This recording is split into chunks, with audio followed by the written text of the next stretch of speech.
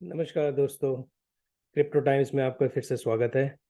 इस हफ्ते की कुछ खास क्रिप्टो खबरों के साथ चलिए शुरू करते हैं।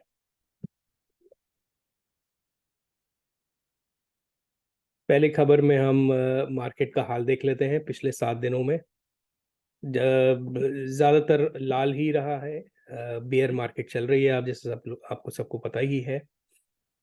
अम, कुछ टोकन्स है जिस पे हम बात करेंगे, जिसमें एक है र्यून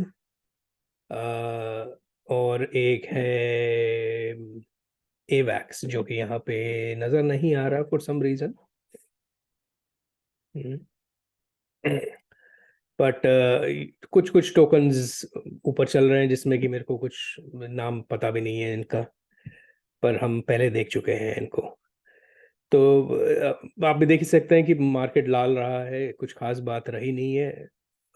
जो टोकन्स पिछली बार बढ़ रहे थे वो अब गिरना शुरू कर दिए, जैसे ये टॉन दी ओपन नेटवर्क का टोकन है, जिसका हमने एक खबर पढ़ी थी कि उन्होंने टेलीग्राम के साथ टाई अप किया है वॉलेट क्रिप्टो सर्विसेज प्रोवाइड करने के लिए। ये बहुत दिन तक ऊपर रहा है, अब गिर रहा है।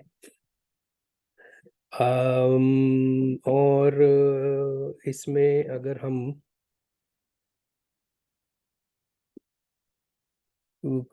बिटकॉइन और इथीरियम देखें, जो कि नहीं नजर आ रहे हैं फॉर सम रीजन। बिटकॉइन थोड़ा सा ऊपर रहा है, मैं बता देता हूँ वैसे आपको। इथीरियम गिरा, हाँ ये रहा, इथीरियम गिरा है। बिटकॉइन भी होगा कहीं ना कहीं। बिटकॉइन थोड़ा सा ऊपर रहा था जब मैंने लास्ट चेक किया। हाँ ये रहा एवैक्स। एवैक्स जो एवलांच का टोकन है वो ऊपर रहा है। ये ऊपर नीचे हुआ है इस समय, बट इसके ऊपर भी खबर है, हम देखेंगे कि क्या हो रहा है एवलांच में। तो मोटा मोटी आप देख ही सकते हैं कि मौसम माहौल कैसा है मार्केट में। तो कोई खास बात है नहीं। आगे बढ़ते हैं। ये बड़ी खबर है एक पिछले हफ्ते की। ग्रे स्केल जो, अगर आप बिटकॉइन की खबर पे ध्यान देते हैं तो ग्रे स्केल का नाम बहुत आता है। उनका एक बिटकॉइन ईटीएफ, बिटकॉइन ट्रस्ट है, जो कि वो अब एक स्पॉट ईटीएफ में कन्वर्ट करना चाहते हैं। उसकी एप्लीकेशन पेंडिंग है एसईसी के पास। उन्होंने अब अपनी जो इथीरियम का जो ट्रस्ट है उसको भी एक स्पॉट ईटीएफ में चेंज करने के लिए एप्लीकेशन फाइल की है एसईसी के साथ। तो ये खबर तो अच्छी है इथीरियम के लिए। आम, कुल मिला के 3 billion US dollars asset under management है इस इथीरियम ट्रस्ट में। काफ़ी बड़ा अमाउंट है, बट ऑफ कोर्स बिटकॉइन से काफ़ी कम है। बट इसमें आपको ये ध्यान देनी पड़ेगी कि देखिए, अब बिटकॉइन के बाद लोग अब इथीरियम पे फोकस करना शुरू कर दिए हैं। तो वो ये चाहते हैं कि मार्केट लीडिंग, क्योंकि बिटकॉइन के एक बार स्पॉट ईटीएफ अप्रूव होना शुरू हो जाए अगले साल या इस साल, कुछ लोग कह रहे हैं, जो कि कम लग रहा है पॉसिबिलिटी जिसकी, बट जब भी अप्रूव हो तो उसके बाद का नंबर इथीरियम का ही आने वाला है। ठीक है। तो ये मूव एक बहुत ही सोची समझी एक रणनीति के हिसाब से इन लोगों ने किया है कि भैया, हमारा बिटकॉइन तो अप्रूव हो जाएगा और उसके बाद हम इथीरियम का भी अप्रूवल ले ही लेंगे, क्योंकि एक बार ये अप्रूवल होना शुरू हो जाए तो फिर इथीरियम भी हो जाएगा। और एक एक बार हमने ये देखा है कि पिछले कुछ हफ्तों के न्यूज़ में हमने कभी तो एक बार पढ़ा है कि लोगों का ये भी मानना है कि एक बार बिटकॉइन के स्पॉट ईटीएफ के बाद लोग अब दूसरे ब्लॉकचेन्स पे ध्यान देना शुरू करेंगे। ठीक है। तो सोलाना भी उसमें एक एक नाम निकल के आया, पॉलीगॉन भी नाम निकल के आया था। तो ये मेरे को एक बड़ी अच्छी सी खबर लगी। तो इथीरियम के लिए तो अच्छी खबर है ये, बट आई थिंक पूरे स्पेस के लिए एक बड़ी अच्छी खबर है। आगे बढ़ते हैं। अच्छा, तो रियल वर्ल्ड एसेट टोकनाइजेशन जो नैरेटिव है, जिसके बारे में हम पहले भी बात कर चुके हैं, सबसे बड़ा नैरेटिव क्रिप्टो के लिए है। तो उसमें एक नई खबर जुड़ी है कि जो यूबीएस बैंक है बड़ा, अ, उन्होंने अब टोकनाइजेशन ऑन इथीरियम के ऊपर टेस्टिंग शुरू कर दी है। तो सिंगापुर सेंट्रल बैंक के साथ वो लोग अब इस टोकनाइजेशन करना शुरू कर देंगे। तो अभी शुरुआत में तो उन लोगों ने एक स्पेशलाइज्ड एसेट को चूज़ किया है, ये मोस्ट प्रोबेबली ये देखने के लिए कि ये टेक्नोलॉजी काम कैसे करती है और इसके वाकई में वही फ़ायदे हैं जो लोग बोल रहे हैं। तो एक तरीके से ये टेस्ट कर रहे हैं टोकनाइजेशन के जो नैरेटिव को। तो कोई ख़ास बात नहीं है, और हम आगे जाके देखेंगे कि और भी बहुत सारे बैंक्स अब ये करना शुरू कर देंगे। ऑलरेडी हमने देखा कि बड़े-बड़े बैंक जैसे कि एनजेड bank, city bank, JP Morgan, ये सब टोकनाइजेशन पे ऑलरेडी काम करना शुरू कर दिया है। पहले हमने वीज़ा और मास्टर कार्ड और स्विफ्ट के बारे में भी खबर देखी है कि ये लोग भी टोकनाइजेशन पे काम करना शुरू कर दिए हैं, पेमेंट्स के पर्सपेक्टिव से वो लोग। तो अब ये बस हम आगे जाके हमको और न्यूज़ ही मिलेंगी। ये फ्यूचर है। अम, तो अभी हालाँकि ये काफ़ी इनिशियल स्टेजेस में लोग ये देखने की कोशिश कर रहे हैं कि ये टेक्नोलॉजी वाक़ई में काम कैसे करती है। और जो कि जो इंटरेस्टिंग जो बात ये है कि जिन्होंने ऑलरेडी टेस्ट कर लिया है, उनकी जो आउटपुट्स है, उनके जो रिस्पॉन्स है, वो बहुत पॉजिटिव रहा है। जैसे कि वीज़ा, मास्टरकार्ड, स्विफ्ट, ये लोग तो बहुत ही खुश हैं। इनको तो ऐसे ये है कि इनको एक नया स्रोत मिल गया है अपने आप को रिवाइव करने का, इन सम सेंस। सो बैंक्स भी ऑफ कोर्स ये देख रहे हैं कि हमारा जो जो एक्स्ट्रा खर्चा है बीच का, जो administrative cost, monitoring cost, systems costs, इन सबको कैसे कम किया जाए। तो हर एक जो प्लेयर है उसके खुद के अपने इंसेंटिव्स हैं। तो जैसे कि मैंने कहा कि आरडब्ल्यूए बड़ा नैरेटिव है, और ये पूरे इथेरियम सिस्टम इकोसिस्टम के लिए एक नई खबर, एक और पॉजिटिव खबर। आगे बढ़ते हैं। होंडा जो है जापानीज ऑटोमोबाइल, वो अब इथेरियम और बिटकॉइन एक्सेप्ट करेगा पेमेंट्स के लिए। तो ये मैंने खबर जानबूझ के इधर रखी है कि इस पे ज़्यादा बात हुई नहीं है ना। ज़्यादा खबर, लोगों ने ज़्यादा डिस्कशन किया नहीं है, और इसके पीछे रीज़न ये है कि ऐसी बहुत सारी खबरें पहले भी आ चुकी हैं, और अब आज की तारीख में इस एनवायरनमेंट में ये इस टाइप की खबर जो है वो इतनी बड़ी नहीं मानी जाती है। ठीक है, जहाँ पे आरडब्ल्यूए है, जहाँ पे इतनी बड़ी-बड़ी कंपनीज़ और बैंक्स और बिट स्पॉट ईटीएफ और ये सब की बातें हो रही हैं, तो ये बहुत ही छोटी खबर है। बट इसमें ये देखने वाली बात है कि हो सकता है कि देखा-देखी आगे जाके और भी कंपनीज़ ये पेमेंट मेथड्स, ये क्रिप्टो करेंसीज़ इस्तेमाल करना शुरू कर दें एज़ पेमेंट मेथड, जो कि होने ही वाला है, एक तरीके से अगर आप देखें तो। जैसे कि आरडब्ल्यूए नैरेटिव होने ही वाला है, वैसे ही पेमेंट्स के लिए, क्योंकि बिटकॉइन और इथेरियम एक तरीके से अल्टरनेट करेंसीज़ है, राइट? तो वो क्यों रोकना चाहेंगे किसी को अगर वो बिटकॉइन और इथेरियम से पे करना चाह रहा है तो? और दूसरी बात है, बिटकॉइन और इथेरियम से पे कर रहे हैं तो फिर वो कंपनी के लिए ही बेहतर है, क्योंकि ये एसेट्स तो ऐसे हैं जो कि कोई जो कि डिफ्लेशनरी एसेट्स हैं, तो कोई क्यों मना करेगा इनको लेने से। तो ये एक छोटी सी खबर थी जो कि मैंने सोचा कि फिर भी ऐड कर दी जाए आज के इस हफ्ते की रिकैप में। ऑलराइट। अच्छा, ये बड़ी खबर रही है पिछले हफ्ते की। इसके इसके समझाने के लिए थोड़ा समय लूंगा मैं। पर पहले मैं न्यूज़ पढ़ देता। Thor swap enters temporary maintenance mode to mitigate increase in illegal fund. अच्छा, तो हम पहले क्रिप्टो बबल्स में जाते हैं, जहाँ पे हमने ये जो आप रून देख रहे हैं, ये एक टोकन है जो कि एक ब्लॉकचेन है जिसका नाम है Thor chain. Thor chain blockchain के ऊपर एक एप्लीकेशन है जो आपको एसेट स्वैप करने देता है from one asset type two another. इसका नाम है थॉर स्वैप। तो हाल ही में ये खबर आई थी कि थॉर स्वैप यूज हो रहा है इलीगल फंड्स को इधर से उधर मूव करने के लिए। तो इसके ऊपर बहुत बड़ी चर्चा हुई ट्विटर में। बहुत सारे लोगों ने अपना अपना पक्ष रखा, एक तरीके से तू मैं टाइप्स हो गई। तो उसके बाद क्या हुआ कि थॉर स्वैप वालों ने शांति से इसके बारे में सोचा, और ये निर्णय लिया कि उनको ये उनके उनके हित में नहीं है कि इस टाइप का नैरेटिव उनके एप्लीकेशन के साथ बने। रेगुलेटर्स की आंखों में आएगा, उनके ऊपर टारगेट बनेगा, तो ये उनके लिए अच्छा नहीं है। तो उन्होंने डिसाइड किया है कि जब तक हम इस प्रॉब्लम को फिक्स नहीं करेंगे या इसका कुछ ऑल्टरनेटिव नहीं निकालेंगे, तब तक हम इसको टेम्परेरीली शट डाउन कर देंगे। तो ऐसा क्या हो गया, तो वो भी देख लेते हैं।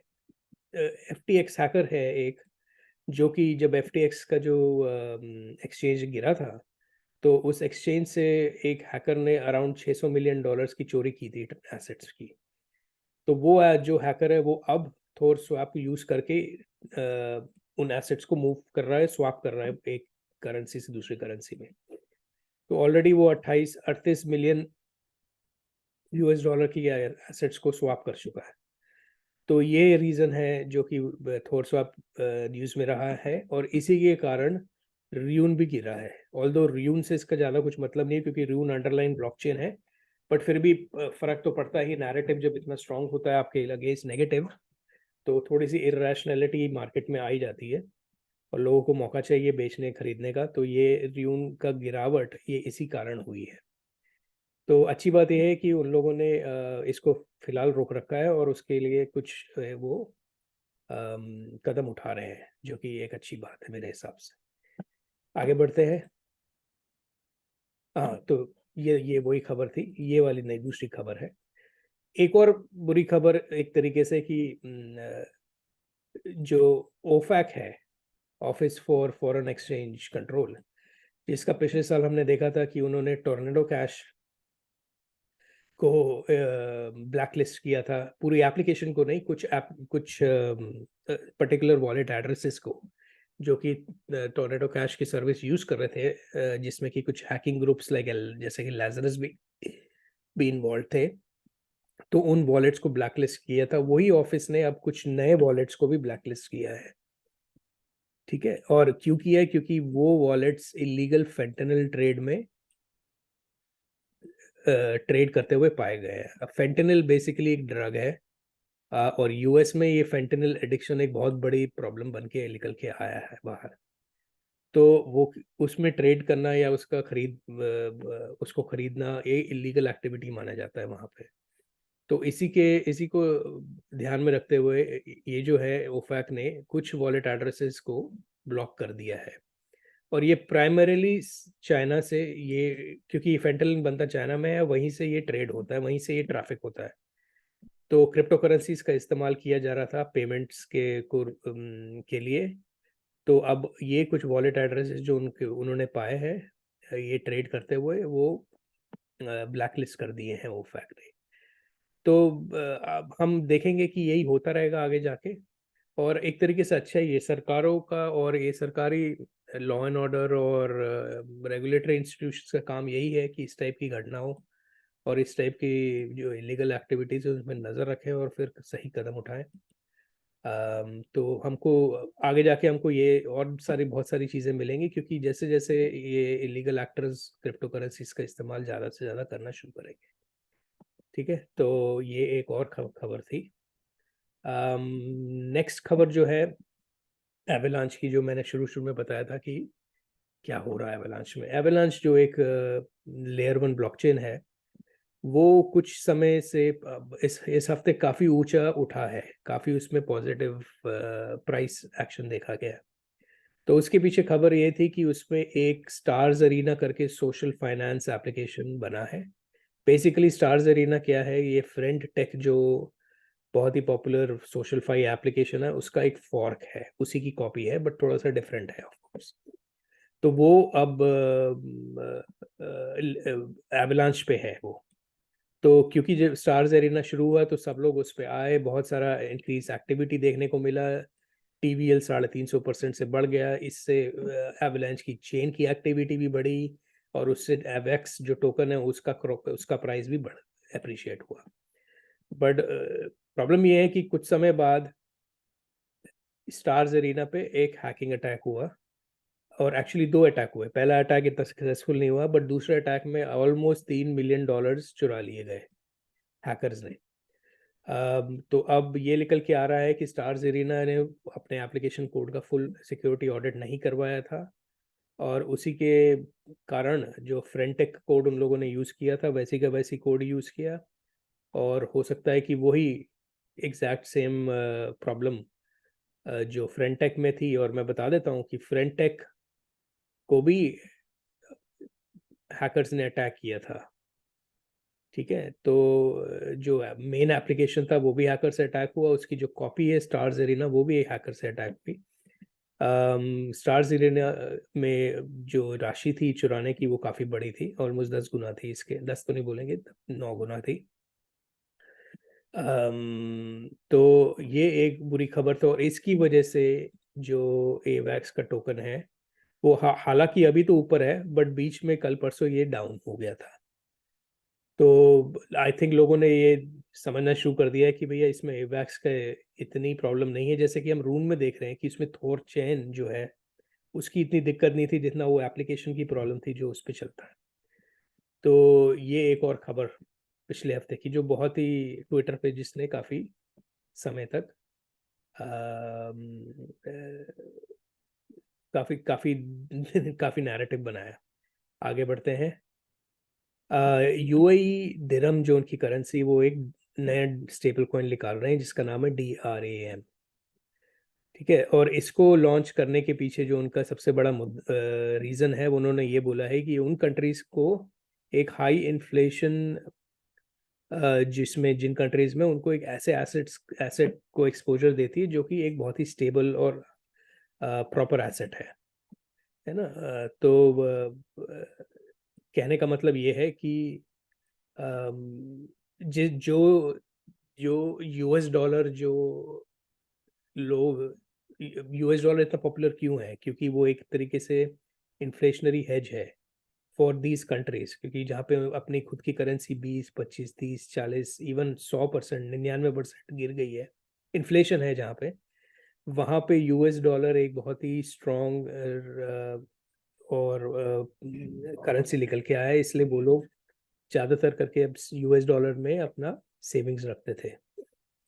तो वही चीज़ को ये नैरेटिव को ये यूज़ करके उसको ही एक्सप्लॉइट करके ये इन्होंने अपनी नई खुद की करेंसी निकाली है। अब ये देखना होगा कि लोग इस पे कितना विश्वास करेंगे और इसमें कितना पैसा डालेंगे, वो हमको समय ही बताएगा। बट ये बड़ी इंटरेस्टिंग खबर थी। कुछ लोग बोलते हैं कि इंडिया में भी स्टेबल कॉइन आना चाहिए। मेरे खुद खुद के पॉइंट ऑफ व्यू हैं इसमें, जो कि मे बी किसी और समय हम बात कर सकते हैं, बट फिलहाल तो ऐसा लग नहीं रहा कि ऐसा होगा। ठीक है, आगे बढ़ते हैं। यूएई की एक और खबर है। दुबई जो इस्लामिक कॉइन है एक, जो कि बहुत ही जिस पे बहुत बातें हुई, as a matter of fact token 2049 Singapore का जो अभी कुछ समय पहले कॉन्फ्रेंस खत्म हुआ है, उसमें एक बहुत बड़ा प्रमोटर और स्पॉन्सर भी इस्लामिक कॉइन रहा। काफ़ी जो इंडियन इन्फ्लुएंसर्स हैं उनको इस्लामिक कॉइन ने फ्लाई भी करवाया टोकन 2049 में। तो ये निकल के आया है कि भैया दुबई के जो रेगुलेटर है उन्होंने इस कॉइन को ब्लॉक कर दिया है। ठीक है, तो वो ये कह रहे हैं कि ये इलीगल है। ठीक है, और ये डजन इनके पास अप्रोप्रिएट अप्रूवल्स नहीं है, तो उन्होंने इसको, इस इस्लामिक कॉइन को अभी ब्लॉक करके रखा हुआ है कि ये एक लीगल एक्टिविटी मानी जाएगी अगर आप इसमें ट्रेड करेंगे तो ये बहुत ही बड़ी खबर है। बहुत सारे लोग इस्लामिक कॉइन के बारे में बात कर रहे थे। तो इससे दूर रहिए आप, अपना पैसा संभाल के रखिए। ठीक है, प्लीज़ इसमें इन्वेस्ट ना करें भाई। आगे बढ़ते हैं। ये बड़ी इंटरेस्टिंग खबर है, जो कि एक डिफरेंट खबर है, मेरे को लगा कि ऐड करनी चाहिए। ब्लैकबर्ड एक क्रिप्टो रेस्टोरेंट ऐप है जिसने अभी भी $24 मिलियन का फंडिंग रेज किया है। अब क्रिप्टो रेस्टोरेंट ऐप जैसे स्विगी या जोमेटो के तरीके है, जिसमें कि आप ऑर्डर कर सकते हैं, रिजर्वेशन कर सकते हैं, लॉयल्टी पॉइंट्स ले सकते हैं, एक्सेट्रा एक्सेट्रा। तो उसका, उसमें टोकन भी है, नया टोकन भी है FLY करके। तो ये कॉइनबेस की लेयर 2 पे बनेगा। ठीक है, तो ये थोड़ी सी इंटरेस्टिंग खबर लगी कि भैया क्रिप्टो में मैं इतना इस नैरेटिव को, क्योंकि अल्टीमेटली यूजर एप्लीकेशंस जो होती है ना वो इनका कंपटीशन देख लीजिए आप। ऐसे बहुत सारे एप्लीकेशंस होंगे जो ऑलरेडी स्पेस में है ना। ये बहुत ही टाइप, अब स्विगी जोमेटो, इतने सारा इतना कंपटीशन है इनके बीच में। तो यूएस जहाँ ये हैं वहाँ पे ऑलरेडी ऐसे एप्लीकेशंस हैं जहाँ पे इतना सब काम, इतना कंपटीशन ऑलरेडी है। तो मेरे को लगता नहीं है कि ये कितना ये उस पर्टिकुलर मार्केट को कैप्चर कर पाएँगे। बट आई थिंक उनका पिच ये रहा होगा कि अगर हम 0.01 भी कर लें, तो it will become a great entry point crypto में, क्योंकि यहाँ पे एनएफटी की बात कर रहे हैं, ये सब कर रहे हैं। तो लोग यहाँ से एनएफटी के बारे में जानना शुरू कर सकते हैं और धीरे-धीरे करके क्रिप्टो का अडॉप्शन बढ़ेगा। तो ये एक खबर थी, इसके बारे में अगर आप पढ़ना चाहते हैं तो ये लिंक है, आप जाके देख सकते हैं। ओके, आखिरी खबर जो इस हफ्ते की सबसे बड़ी रही वो ये थी कि जो सैम बैंकमैन-फ्रीड है उनका ट्रायल शुरू होने वाला है। सैम बैंकमैन-फ्रीड आप जानते ही हैं, एफटीएक्स के फाउंडर थे। एफटीएक्स जो एक्सचेंज पिछले साल क्रैश हो गया था, उसमें fire fraud, illegal activities, customer funds को गलत तरीके से इस्तेमाल करना, ये सब दुनिया भर की चार्जेस लगे थे उनके ऊपर। तो अब अगले हफ्ते से इनका ट्रायल शुरू होने वाला है, तो ये देखना पड़ेगा कि इसमें क्या हो रहा है। हालाँकि जो लॉ है और जो कोर्ट्स हैं वो अपना due due course of action लेंगे। बट एक खबर इम्पोर्टेंट थी, इसलिए मैंने इसको यहाँ पे डाला। हालाँकि हमारे यहाँ पे इसका ज़्यादा कुछ इम्पैक्ट पड़ता नहीं, बट क्रिप्टो क्योंकि एक ग्लोबल फिनोमेना है, इसलिए हमको ग्लोबल न्यूज़ देखनी भी ज़रूरी है, और ये मेरे ख्याल से एक बड़ी खबर है। इससे जो भी निकल के आता है, आई थिंक आगे की जो दूसरे एक्सचेंजेस हैं उनको इस बात में ध्यान देना पड़ेगा कि जो भी कोर्ट डिसाइड करती है इस मामले में, वो उनके ऊपर भी लागू हो सकता है कल को। तो उस हिसाब से ये इम्पोर्टेंट खबर भी है उनके लिए। तो इस तरह से हमारे इस हफ्ते की सारी खबरें ख़त्म होती हैं।